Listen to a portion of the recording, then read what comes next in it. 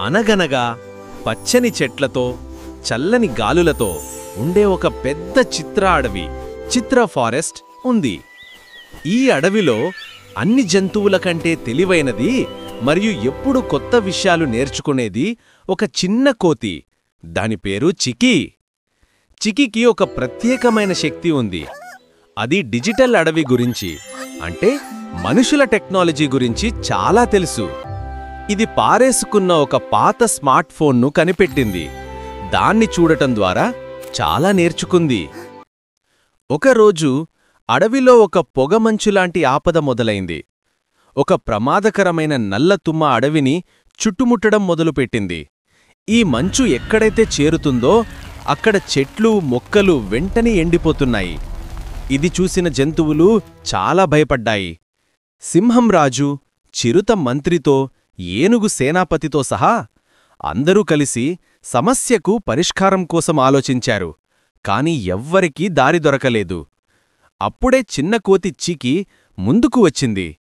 సింహంరాజా, మనకి దీనికి ఒక స్మార్ట్ సొల్యూషన్ కావాలి అంది చికీ. మన అడవి ఆపదలో ఉందని, దాన్ని కాపాడాలంటే ఏం చేయాలో తెలుసుకోవడానికి ఒక వీడియోను అడవి అంతా వైరల్ చెయ్యాలి అంది చికీ. అందరూ ఆశ్చర్యపోయారు.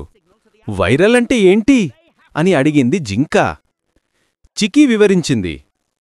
వైరల్ అంటే మన సందేశం చాలా వేగంగా చాలామందికి చేరడం. నా దగ్గర ఉన్న ఈ చిన్న పాత ఫోన్లో ఒక అద్భుతమైన ఫీచర్ ఉంది. దాని పేరు అడవి SOS. అడవి SOS. దీంట్లో నేను మన అడవి ప్రమాదంలో ఉన్న ఫోటోలు, వీడియోలు పెడతాను.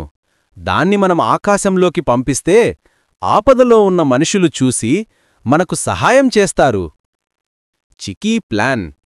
దాని స్మార్ట్ ఫోన్లో నల్లతుమ్మ వీడియో తీసింది. ఎలుగుబంటి బాలు, ధైర్యం, జిరాఫీ గిరి, పొడవు, కుందేలు కుకు వేగం సహాయంతో అడవిలోని ఎత్తైన కొండపైకి చేరింది.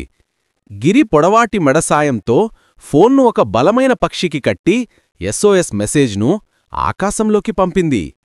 ఈ అడవి SOS వీడియో చాలా వేగంగా ప్రపంచమంతటా వైరల్ అయ్యింది. మనుషులు, ముఖ్యంగా చిన్నపిల్లలు ఈ వీడియో చూసి కదిలిపోయారు. వెంటనే వాళ్లు అడవిని కాపాడే నిపుణులను పంపారు. నిపుణులు వచ్చి నల్లతుమ్మ ఒక రసాయన కాలుష్యమని గుర్తించారు. చికీ ఇచ్చిన సమాచారం చాలా ఉపయోగపడింది. చికీ, బాలు, గిరి, కుకు వారి ఐక్యత అంటే టీంవర్క్ మరియు ధైర్యంతో నిపుణులకు సహాయం చేశారు. తక్కువ సమయంలోనే ఆ కాలుష్యాన్ని అరికట్టగలిగారు. నల్లతుమ్మ తొలగిపోయి అడవి మళ్లీ పచ్చగా కళకళలాడింది.